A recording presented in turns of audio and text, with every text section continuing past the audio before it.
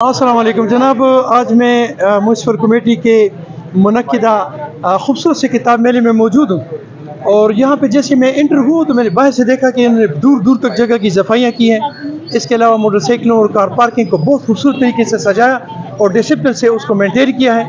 उसके बाद जब आप अंदर आते हैं तो यहाँ पे इन्होंने एक छोटा सा मेडिकल कैंप भी लगाया है। इसके अलावा यहाँ पर बहुत सारी किताबें और मुसन्निफीन मौजूद हैं।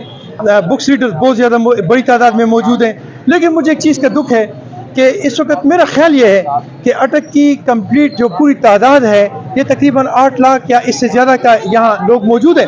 लेकिन उसके मुकाबले में जब आप यहाँ बुक रीडर्स देखते हैं तो उसकी मैं कमी महसूस करता हूँ। और मैं ये इंतज़ामिया से रिक्वेस्ट करता हूँ कि आप इस किस्म के प्रोग्राम मुनक्किद किया करें।